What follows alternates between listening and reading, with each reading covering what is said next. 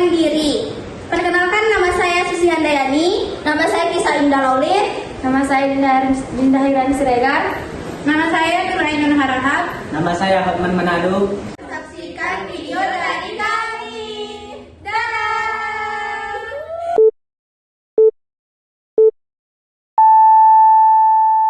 Assalamualaikum warahmatullahi wabarakatuh. Perkenalkan, nama saya Nurainun Harahap, Prodi Pendidikan Vokasional Informatika, Fakultas Matematika dan Ilmu Pengetahuan Alam, Institut Pendidikan Tapanuli Selatan. Pernah nggak kamu dengar kata algoritma? Mungkin kamu ingat dari pelajaran coding atau dari YouTube. Ada yang bilang algoritma ya gini. Tapi tahukah kamu kalau konsep algoritma sudah ada sejak ribuan tahun lalu, bahkan sebelum komputer diciptakan? Kata algoritma berasal dari nama seorang ilmuwan besar. Dari abad ke-9, Muhammad ibn Musa al-Khawarizmi, seorang matematikawan asal Khawarizmi, seorang Uzbekistan. Ia menulis buku berjudul Al-Kitab Al-Muqtasafir fi Hisab Al-Jabar wal Muqabalah yang menjadi dasar Al-Jabar. Dari mana Al-Khawarizmi orang barat menulisnya sebagai algoritma, dan dari sinilah muncul kata algoritma. Perkembangan awal sebelum komputer, algoritma sudah digunakan.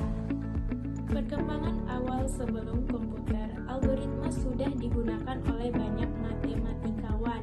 Contohnya yang menciptakan Euclidean algoritma untuk mencari FPB atau faktor persekutuan terbesar.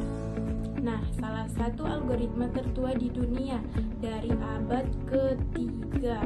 Kemudian, banyak algoritma muncul di dunia matematika dan ilmu astronomi, seperti metode Newton mencari akar persamaan. Era komputer dan matematika modern dikembangkan sejak abad ke-20. Algoritma menjadi semakin penting. Tokoh penting seperti Alan Turing dan Alonzo Krauss memperkenalkan konsep machine computation dan clustering thesis yang menjelaskan batasan dan kemampuan algoritma. Kemudian, John von Neumann merancang arsitektur komputer yang kita gunakan sehingga sekarang. Semua ini adalah hasil dari cara berpikir algoritmik, langkah-langkah logis untuk menyelesaikan sebuah masalah. Algoritma di zaman digital sekarang sudah ada di mana-mana. Contohnya Google, YouTube, dan TikTok. Kriptografi dan keamanan data hingga kecerdasan buatan, yaitu bentuk AI dan machine learning. Nah, kesimpulan dari pembahasan kita sekarang yaitu dari Al-Khawarizmi di abad ke-9 sampai kecerdasan buatan di abad ke-21, algoritma selalu menjadi inti dari cara manusia berpikir, baik dia berpikir secara logis dan menyelesaikan masalah. Jadi, setiap kali kamu menulis kode atau memecahkan masalah dengan langkah terstruktur, kamu sedang meneruskan warisan ribuan tahun dari Al-Khawarizmi dan para ilmuwan terbesar lainnya. Programming bukan tentang bahasa yang kamu pakai, tapi tentang logika berpikir, dan itulah inti dari algoritma. Sekian video saya akhiri dengan salam. Assalamualaikum warahmatullahi wabarakatuh. Assalamualaikum warahmatullahi wabarakatuh. Perkenalkan, nama saya Susi Handayani. Saya dari program studi Pendidikan Vokasional Informatika, Fakultas Matematika dan Ilmu Pengetahuan Alam, Institut Pendidikan Tapanuli Selatan. Halo teman-teman, selamat datang di video ini. Kali ini kita akan belajar tentang dasar-dasar algoritma dan flowchart.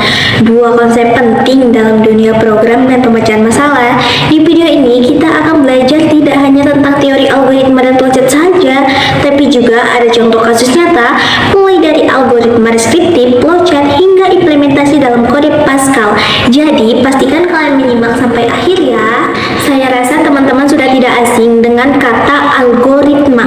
Tapi apakah teman-teman sudah benar-benar memahami apa itu algoritma dan bagaimana kita dapat menggunakannya dalam kehidupan sehari-hari? Kemudian kita masuk ke pengertian algoritma. Jadi algoritma itu adalah urutan langkah-langkah logis yang digunakan untuk menyelesaikan suatu masalah. Contohnya, ketika kita memasak, ketika kita menyikat gigi, ataupun ketika kita login ke akun media sosial. Tiga contoh ini termasuk ke dalam algoritma sehari-hari. Ke dasar-dasar algoritma yang kita perlu ketahui, yang pertama itu harus paham masalah yang ingin diselesaikan. Yang kedua, kemudian tentukan input dan output yang dibutuhkan. Ketiga, buat urutan langkah penyelesaian masalah. Keempat, gunakan bahasa deskriptif atau pseudocode sebelum coding. Kita sudah dari algoritma itu, yang pertama ada terdefinisi dengan jelas. Setiap langkah dalam algoritma harus jelas dan tidak boleh ambigu. Tidak boleh ada kebingungan tentang apa yang harus dilakukan pada setiap langkah-langkah. Dan yang kedua itu masukan ataupun input. Algoritma menerima 0 atau lebih masukan. Masukan ini bisa berupa data awal yang digunakan untuk memproses algoritma. Yang ketiga ada output. Output ini keluaran, menghasilkan setidaknya satu keluaran sebagai hasil pemrosesan. Keluaran ini adalah tujuan dari algoritma. Dan yang keempat ada efektivitas. Efektivitas ini, setiap langkah algoritma harus sederhana dan dapat dilakukan secara manual ataupun dengan komputer. Tidak boleh ada langkah yang tidak boleh dilakukan. Yang kelima, berhenti. Algoritma harus memiliki jumlah langkah terbatas dan akan selalu berhenti setelah beberapa langkah. Algoritma yang tidak berhenti disebut itu infinitive loop. Yang keenam, ada urutan yang teratur, yaitu langkah-langkah dalam algoritma harus disusun secara logis dan berurutan sehingga proses bisa diikuti dengan sistematis. Dan yang ketujuh ada umum, generality. Algoritma itu harus bersifat umum, artinya bisa digunakan untuk berbagai kasus dengan masukan yang berbeda-beda, bukan hanya satu kasus tertentu. Sekarang kita masuk ke struktur algoritma. Ada 3 jenis utama yang harus kita ketahui. Yang pertama itu ada berurutan. Berurutan ini langkah dijalankan satu persatu.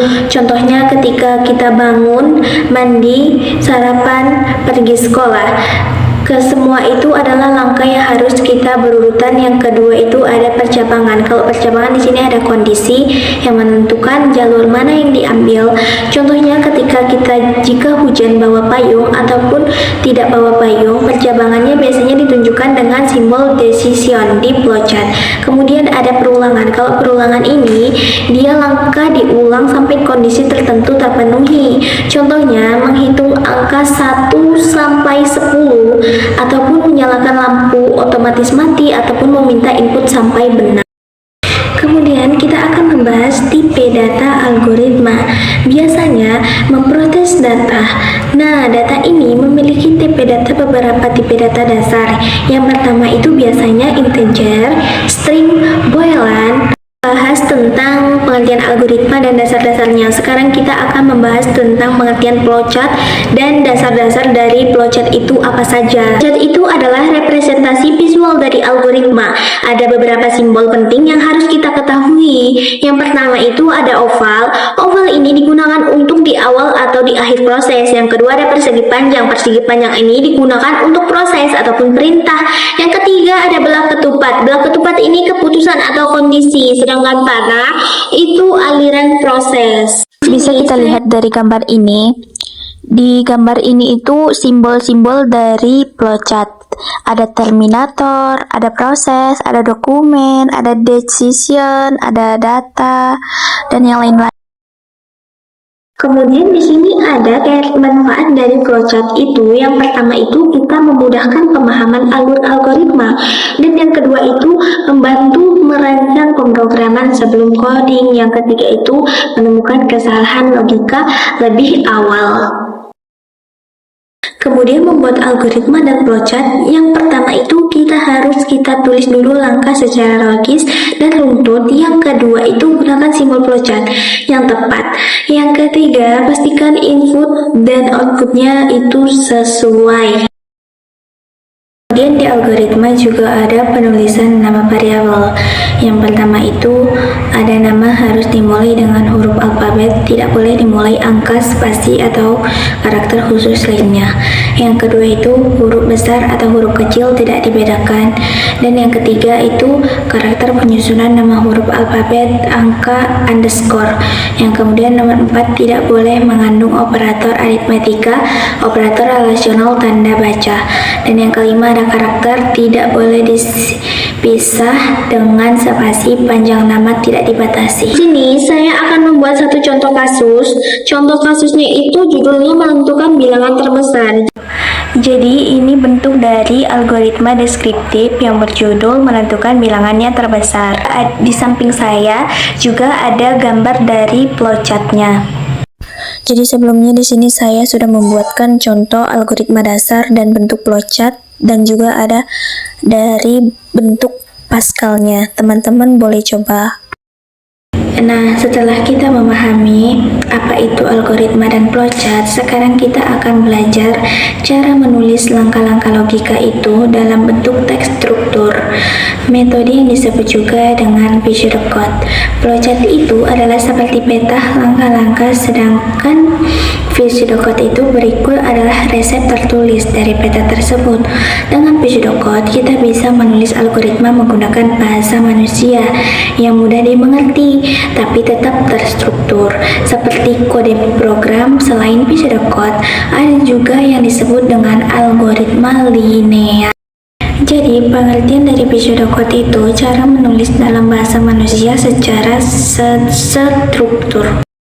Membuatkan contoh dari pseudocode. Sebelumnya saya sudah membuatkan contoh dari algoritma dan flowchart. Kemudian di sini saya akan membuatkan contoh dari pseudocode. Karena sebelumnya kan teman-teman sudah kita bahas apa itu pengertian dari algoritma, flowchart, sama pseudocode. Kemudian ada juga saya bahas tentang garis linear. Jadi teman-teman, judul dari contoh soal pseudocode yang pertama ini bertujuan untuk menentukan apakah suatu bilangan termasuk genap ataupun ganjil. Nah, yang pertama itu program dimulai dengan perintah mulai, kemudian pengguna diminta memasukkan sebuah bilangan. Setelah itu dilakukan pengecekan. Jika bilangan dibagi 2 dan hasilnya dan sisanya itu sama dengan 0, maka program penampilan bilangannya itu genap. Jika tidak, maka pemrograman bilangannya ganjil. Terakhir, program diakhiri dengan perintah selesai.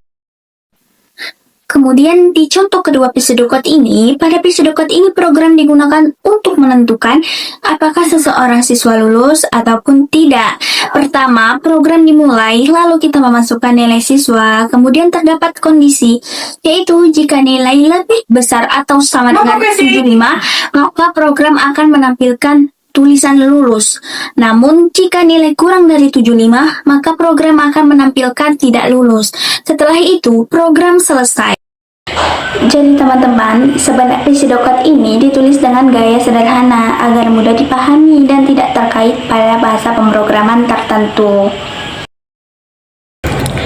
Sedangkan algoritma linear ini adalah algoritma yang langkah-langkahnya dijalankan satu persatu tanpa percabangan. Contohnya ketika kita kegiatan sehari-hari seperti bangun tidur, kemudian mandi, setelah itu sarapan, kemudian berangkat sekolah. Seperti itulah contoh dari algoritma linear ini. Jadi teman-teman, berdasarkan pembahasan yang telah diuraikan, dapat disimpulkan bahwa algoritma itu merupakan fondasi utama dalam pemecahan masalah secara sistematis dan logis, khususnya dalam bidang pemrograman dan teknologi informasi. Algoritma juga membantu seseorang untuk berpikir terstruktur dalam menentukan langkah-langkah penyelesaian suatu masalah mulai dari tahap awal hingga memperoleh hasil akhir yang diinginkan. Dengan memahami dasar-dasar algoritma, seseorang tidak hanya mampu menyusun solusi yang efektif, tetapi juga dapat meningkatkan kemampuan berpikir kritis dan analisis. Flowchart berperan sebagai alat visualisasi dari algoritma yang disusun melalui simbol-simbol standar dan alur yang jelas. Flowchart juga memudahkan pemahaman terhadap proses yang berlangsung dalam suatu algoritma. Jadi penggunaan flowchart sangat membantu terutama bagi pemula karena mampu menggambarkan alur logika program secara sederhana dan mudah dipahami tanpa harus langsung berhadapan dengan kode program. Dengan demikian, flowchart menjadi jembatan antara konsep algoritma dan implementasi nyata dalam pemrograman. Selain flowchart, pseudocode juga memiliki peranan penting dalam penyusunan algoritma. Pseudocode ditulis menggunakan bahasa yang mendekati bahasa manusia, sehingga lebih fleksibel dan tidak terikat pada aturan sintak bahasa pemrograman tertentu. Hal ini memungkinkan perancang algoritma untuk fokus pada logika atau alur penyelesaian masalah tanpa terganggu oleh detail teknis penulisan kode. Pseudocode juga mempermudah proses konversi algoritma ke dalam berbagai bahasa pemrograman. Konsep garis linear atau struktur sekuensial merupakan bentuk paling dasar dalam algoritma, di mana langkah-langkah dieksekusi secara berurutan dari awal hingga akhir, tanpa adanya percabangan maupun perulangan. Meskipun sederhana terstruktur, linear sangat penting karena menjadi dasar bagi struktur algoritma yang lebih kompleks. Pemahaman yang baik terhadap garis linear akan memudahkan dalam mempelajari struktur kontrol lainnya seperti percabangan, perulangan. Nah, secara keseluruhan pemahaman terhadap algoritma, flowchart, pseudocode, dan garis linear merupakan bekal penting bagi siapa saja yang ingin mempelajari pemrograman atau bidang terkait teknologi informasi. Dengan menguasai dasar tersebut, diharapkan pembaca mampu merancang solusi logis, efisien, dan mudah dipahami, serta siap untuk mengembangkan kemampuan ke tingkat yang lebih lanjut dalam dunia pemrograman dan pemecahan masalah berbasis komputasi. Akhir kata, semoga video ini bermanfaat dan bisa menjadi representasi awal bagi kalian yang ingin memahami dasar pemrograman dengan cara yang sederhana dan sistematis. Terima kasih sudah menonton sampai akhir. Jangan lupa untuk like, komen, dan subscribe ya, agar tidak ketinggalan video pembelajaran lainnya. Dadah. Assalamualaikum warahmatullahi wabarakatuh. Selamat pagi, selamat siang, dan sore untuk teman-teman semua. Pada video ini, saya Hotman akan membahas secara mendalam dan terperinci mengenai struktur dasar pseudocode. Materi ini merupakan bagian penting dalam pembelajaran algoritma dan pemrograman, khususnya sebelum kita mulai menulis kode program. Pseudocode sering dianggap sepele, namun sebenarnya memiliki peran yang sangat besar dalam membantu programmer merancang solusi secara logis dan sistematis. Melalui video ini, saya akan menjelaskan apa struktur dasar pseudocode, fungsi masing-masing struktur, serta contoh penggunaannya secara bertahap. Tujuan dari video ini adalah agar kita dapat memahami bahwa pseudocode bukan sekedar tulisan biasa, melainkan fondasi utama sebelum proses ngoding dilakukan. Pseudocode penulisannya algoritma menggunakan bahasa yang sederhana, mudah dipahami, dan tidak terikat pada sintaks bahasa pemrograman tertentu. Agar pseudocode dapat dibaca dengan jelas dan runtun, maka digunakan struktur dasar sebagai kerangka penulisannya. Struktur dasar ini berfungsi untuk menunjukkan dari mana program dimulai, data apa yang digunakan, proses apa yang dilakukan, hasil apa yang dihasilkan, dan kapan program berakhir. Secara umum, struktur dasar pseudocode terdiri dari begin, input, proses, output, dan end. Kelima bagian ini saling berhubungan dan membentuk alur logika yang utuh. Struktur pertama dalam pseudocode adalah begin. Begin digunakan untuk menandai awal dari suatu algoritma atau proses program. Bagian ini menunjukkan bahwa seluruh langkah setelahnya merupakan instruksi yang akan dijalankan. Fungsi utama begin adalah memberi tanda awal algoritma, membantu pembaca memahami batas awal pseudocode, membuat penulisan algoritma lebih rapi dan struktur. Tanpa adanya begin, pembaca akan kesulitan menentukan dari mana algoritma dimulai. Dalam beberapa referensi, begin juga dapat digantikan dengan kata lain seperti start, mulai.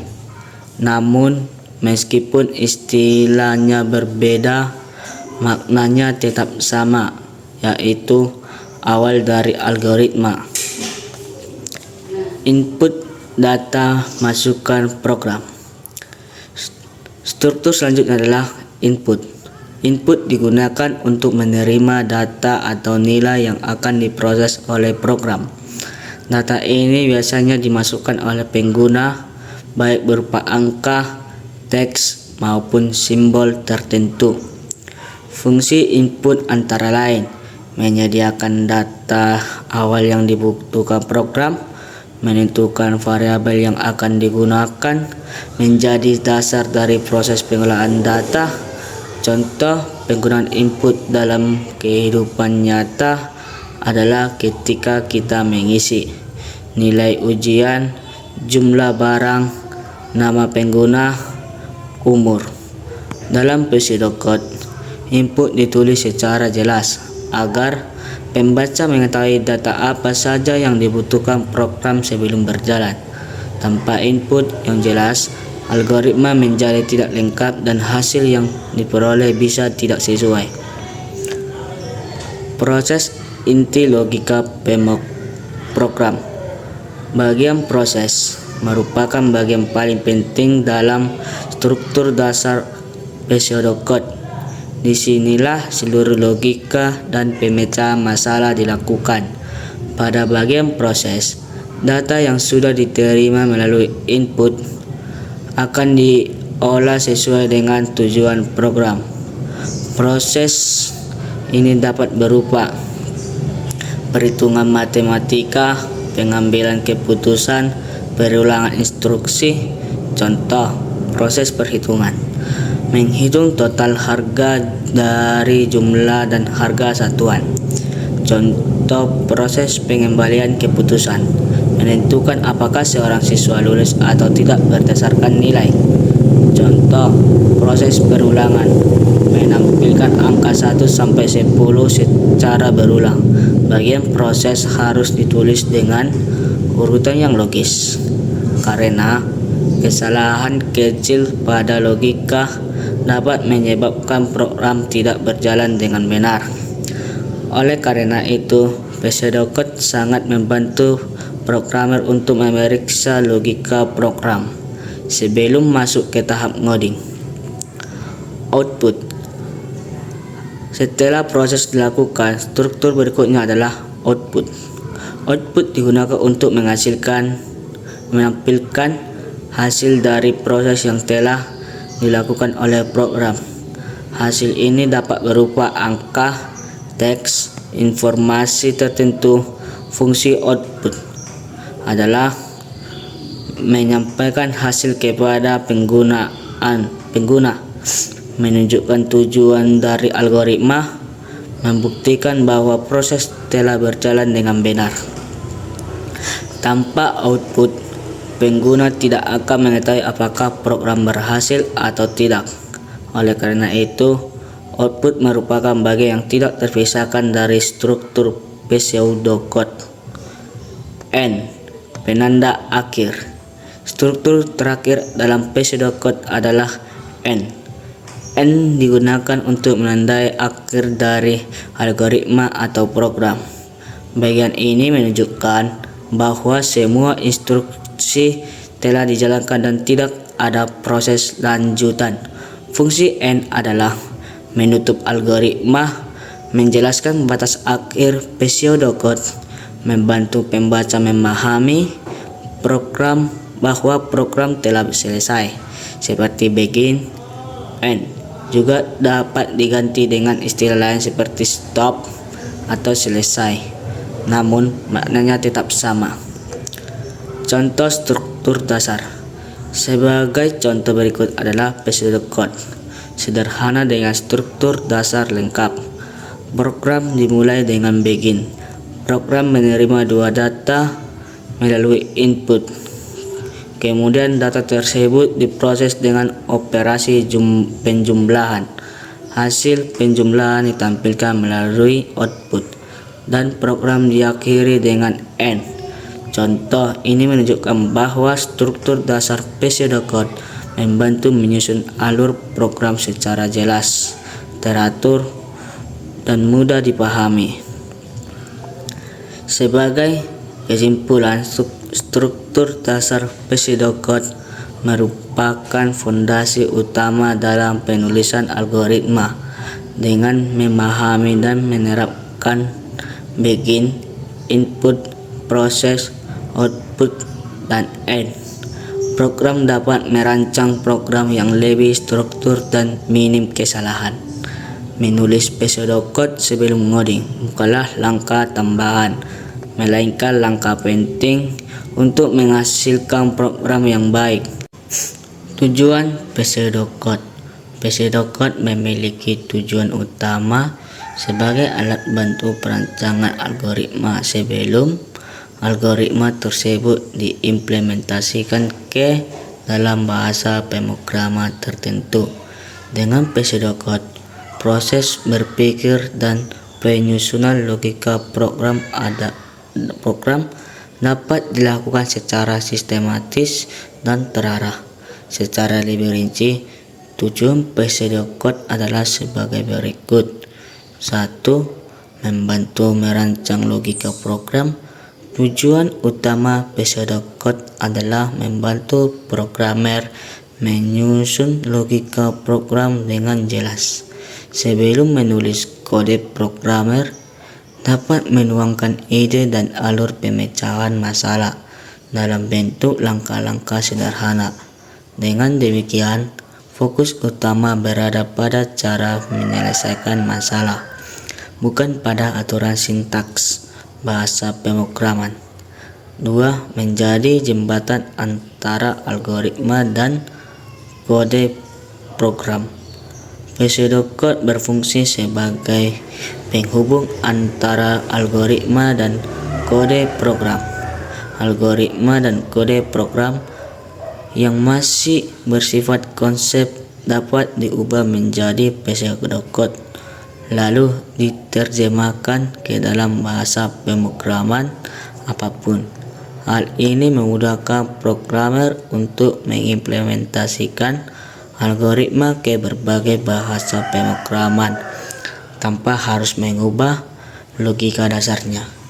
Yang ketiga, mengurangi kesalahan saat coding.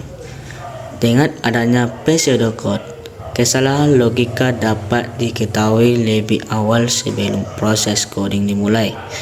Programmer dapat mengevaluasi alur algoritma terlebih dahulu sehingga kesalahan dapat diperbaiki sebelum menjadi kode program. Tujuan ini sangat penting karena memperbaiki kesalahan logika pada tahap perencanaan jauh lebih mudah dibandingkan setelah program selesai dibuat. Yang keempat, mempermudah pemahaman program.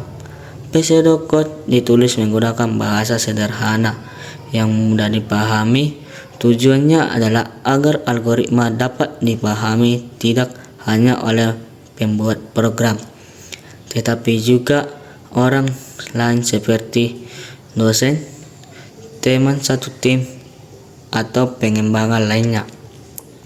Dengan pseudocode, siapapun dapat memahami alur kerja program tanpa harus menguasai bahasa pemrograman tertentu. Yang kelima, mempermudah kerja tim dan komunikasi. Dalam pengembangan program secara kelompok, pseudocode berfungsi sebagai alat komunikasi antar anggota tim. Setiap anggota tim dapat memahami alur program yang sama sebelum mulai menulis kode. Tujuan ini membantu menghindari perbedaan pemahaman dan kesalahan implementasi dalam kerja tim. Yang keenam, mempercepat proses pengembangan program. Dengan perencanaan yang matang melalui pseudocode, proses penulisan kode menjadi lebih cepat dan efisien. Programmer tidak perlu berulang kali mengubah kode karena logika sudah dirancang dengan baik sejak awal. Hal ini menjadi pengembangan program lebih terarah dan hemat waktu. Yang ketujuh, memudahkan proses evaluasi dan perbaikan program. Pseudocode memudahkan programmer dalam melakukan evaluasi dan perbaikan algoritma. Jika terdapat kesalahan atau kebutuhan perubahan, perbaikan dapat dilakukan langsung pada pseudocode tanpa harus mengubah keseluruhan kode program. Tujuan ini sangat membantu dalam pengembangan program jangka panjang. Kesimpulan tujuan pseudocode secara keseluruhan. Tujuan pseudocode adalah untuk membantu merancang, memahami, dan mengembangkan program secara sistematis dan efisien. Dengan pseudocode, programmer dapat menulis program yang lebih struktur, minim kesalahan, dan mudah dipelihara. Perbandingan pseudocode dan flowchart. Pseudocode dan flowchart sama-sama digunakan untuk merepresentasikan algoritma. Pseudocode berbentuk teks dan mudah ditulis, sedangkan flowchart terbentuk diagram dengan simbol-simbol tertentu. Pseudocode lebih fleksibel dan cepat dibuat, sedangkan flowchart lebih visual dan mudah dipahami secara grafis. Keduanya dapat digunakan sesuai kebutuhan dalam perancangan program. Kesimpulan. Sebagai kesimpulan, pseudocode merupakan alat yang sangat penting dalam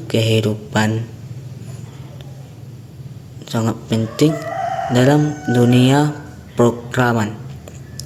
Dengan menulis pseudocode sebelum ngoding, programmer dapat menyusun logika program secara jelas, struktur, dan sistematis. Pseudocode membantu mengurangi kesalahan, meningkatkan efisiensi, dan mempermudah pengembangan program. Assalamualaikum warahmatullahi wabarakatuh. Perkenalkan, nama saya Kisah Andalawin. Saya dari Prodi Vocational Informatika 1B. Di sini saya akan menjelaskan materi yang berjudul Analisis Efisiensi Algoritma. Analisis efisiensi algoritma ialah proses untuk mengevaluasi kinerja suatu algoritma dalam hal waktu dan ruang atau memori yang digunakan. Hal ini penting untuk memastikan bahwa algoritma dapat berjalan dengan efektif, efisiensi pada berbagai ukuran input. Time complexity, kompleksitas waktu. Time complexity adalah ukuran waktu yang dibutuhkan oleh algoritma untuk menyelesaikan suatu masalah. Time complexity biasanya diukur dalam suatu operasi dasar seperti operasi aritmatika, pembangunan atau akses memori. Notasi big. Notasi big digunakan untuk mengukur time complexity suatu algoritma. Notasi ini memberikan batas atas untuk waktu yang dibutuhkan oleh algoritma. Jenis-jenis time complexity atau konstan. Waktu yang dibutuhkan tidak tergantung pada ukuran atau input. Log atau logaritma, waktu yang dibutuhkan meningkatkan secara logaritmik dengan ukuran input. Nanti juga ada linear, waktu yang dibutuhkan meningkat secara linear dengan ukuran input. Onlog atau linear logaritmi, waktu yang dibutuhkan meningkat secara linear logaritmi dengan ukuran input. Kuadratik, waktu yang dibutuhkan meningkat secara kuadratik dengan ukuran input. Eksponensial, waktu yang dibutuhkan meningkatkan secara eksponensial dengan ukuran input. Space complexity atau kompleksitas ruang. Space complexity adalah ukuran ruang atau memori yang dibutuhkan oleh algoritma untuk menyelesaikan suatu masalah. Space complexity biasanya diukur dalam satuan byte atau kata. Jenis-jenisnya termasuk space complexity konstan. Konstan ruang yang dibutuhkan tidak tergantung pada ukuran input. Linear atau ruang yang dibutuhkan meningkat secara linear dengan ukuran input. Juga ada kuadratik atau ruangan yang dibutuhkan meningkat secara kuadratik dengan ukuran input. Contoh analisis efisiensi algoritmanya ialah, misalkan kita memiliki algoritma pencarian linear yang mencari suatu elemen dalam array. Time complexity dan space complexity. Algoritma ini memiliki time complexity karena harus memeriksa setiap elemen dalam array. Space complexity karena hanya menggunakan satu variabel untuk menyimpan indeks. Kesimpulan dari materi ini adalah analisis efisiensi algoritma adalah penting untuk memastikan bahwa algoritma dapat berjalan dengan efektif dan efisien. Time complexity dan space complexity.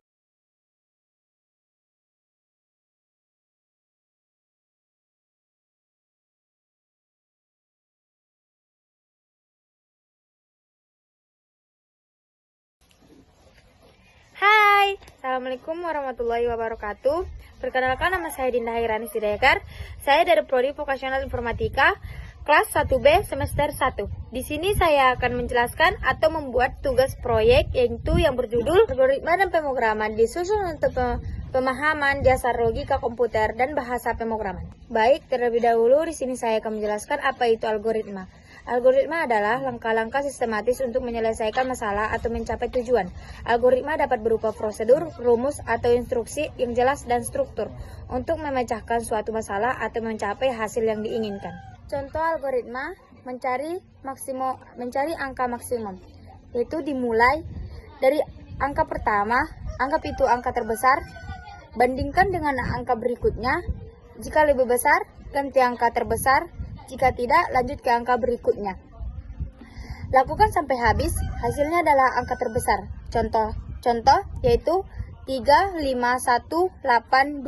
Maksimumnya adalah 8. Baik, lanjut kita ke tujuan algoritma. Tujuan algoritma itu terbagi menjadi 5, yaitu 1. Menyelesaikan masalah dengan efisien. Yang kedua itu mengotomatisasikan proses. Yang ketiga itu meningkatkan akurasi.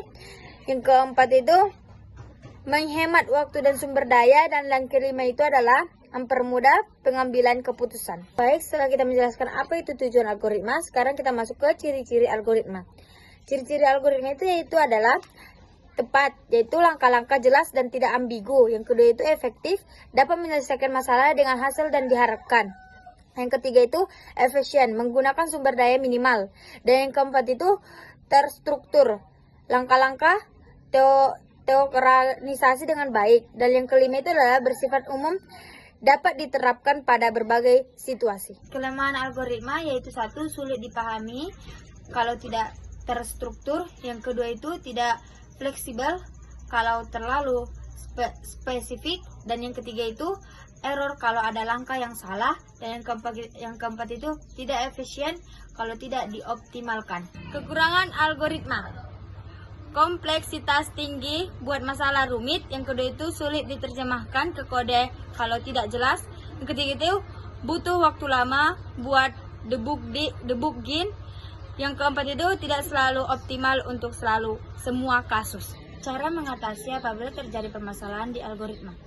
yaitu satu, identifikasi masalah, tentukan apa yang salah, dan yang kedua itu analisis langkah-langkah, periksa setiap langkah-langkah algoritma, dan yang ketiga itu uji coba tes algoritma dengan data contoh, dan yang keempat itu perbaiki kesalahan, sesuaikan langkah-langkah yang salah, dan yang kelima itu optimalkan, pastikan algoritma efisien dan efektif. Baik, tadi kita sudah menjelaskan apa itu algoritma. Sekarang kita masuk ke pemrograman. Pengertian pemrograman itu adalah proses membantu instruksi yang dapat dijalankan oleh komputer untuk menyelesaikan masalah atau mencari tujuan tertentu. Pemrograman melibatkan penulisan kode menggunakan bahasa pemrograman seperti Python, yaitu Java atau C++. Ada beberapa jenis pemrograman, antara lain yaitu satu, pemrograman VS-Code, contoh C Pascal. Yang kedua itu pemrograman objek atau orientasi OOP, contoh Java, Python. Yang ketiga itu pemrograman fungsional, contoh Haskell, Lisp. Yang keempat itu pemrograman deklaratif, contoh Prolog, SQL. Manfaat pemrograman yaitu satu, otomatisasi tugas jadi lebih cepat. Yang kedua itu solusi masalah kompleks jadi mudah. Yang ketiga itu kreativitas tanpa batas buat inovasi. Dan yang keempat itu karir menjadi di era digital. Kekurangan pemrograman: satu, butuh waktu lama buat belajar dan kuasai. Dan yang kedua itu error banyak kalau tidak dites baik-baik. Dan yang ketiga itu sulit di debug kalau kode tidak terstruktur. Dan yang keempat itu keterganggu tools tertentu buat jalankan. Kelebihan pemrograman yaitu satu, otomatisasi tugas jadi lebih cepat. Dan yang kedua itu solusi masalah yang kompleks jadi mudah. Yang ketiga itu kreativitas tanpa batas buat inovasi. Dan yang keempat itu karir menjanjikan di era digital. Cara mengatasi apabila terjadi permasalahan di pemrograman yaitu satu, identifikasi error, baca pesan error dan lokasinya. Yang kedua, debug, gunakan tools debugger atau print statement. Yang ketiga, analisis kode, periksa logika dan sinteks. Yang keempat itu tes ulang, coba dengan input berbeda. Dan yang kelima itu cari solusi, lihat dokumentasi atau komunitas online. Baik, kita sudah menjelaskan apa itu pemrograman dan algoritma. Di sini kita akan menjelaskan hubungan antara keduanya, yaitu algoritma dan pemrograman sangat terkait. Algoritma adalah resep untuk menyelesaikan masalah, sedangkan pemrograman adalah proses menerjemahkan algoritma tersebut ke dalam kode yang dapat dijalankan oleh komputer. Contohnya seperti algoritma membuat kopi, dan pemrogramannya adalah menulis kode untuk membuat mesin kopi otomatis bekerja. Persamaan keduanya yaitu algoritma, logika atau resep buat solusi masalah. Yang kedua itu pemrograman, manajemen logika itu jadi kode yang bisa dibaca komputer. Jadi algoritma rencana, pemrograman sama dengan eksekusi rencana. Perbedaan antara algoritma dan pemrograman: algoritma fokus pada logika dan langkah-langkah menyelesaikan masalah, sedangkan pemrograman fokus pada implementasi logika itu dalam kode komputer. Masuk kita contoh bahasa pemrograman. Beberapa contoh bahasa pemrograman itu yaitu satu, Python, dua, Java, yang ketiga itu C++, yang keempat itu JavaScript, dan yang kelima itu Ruby. Satu, Python mudah dipelajari, cocok untuk data, scan, AI, dan scripting. Yang kedua itu Java, COS, Python banyak dipakai untuk aplikasi desktop dan Android. Dan yang ketiga itu C++, cepat dan powerful, sering dipakai untuk sistem operasi game dan aplikasi berat. Yang keempat itu JavaScript, dinamis, dipakai untuk membuat website interaktif, front dan back. Dan Node.js. Dan yang kelima itu Ruby, Syntax sederhana, populer untuk web development dengan Rails performance work. Selesai sudah apa yang kita jelaskan, kita masuk kesimpulannya, yaitu algoritma dan pemrograman adalah dasar dan dalam dunia teknologi informasi. Memahami keduanya membantu kita membuat solusi digital yang efisien. Baik, sekian dari penjelasan saya. Saya Dinda Hairani Siregar mengundurkan diri. Wassalamualaikum warahmatullahi wabarakatuh. Oke teman-teman, terima kasih sudah menonton videonya.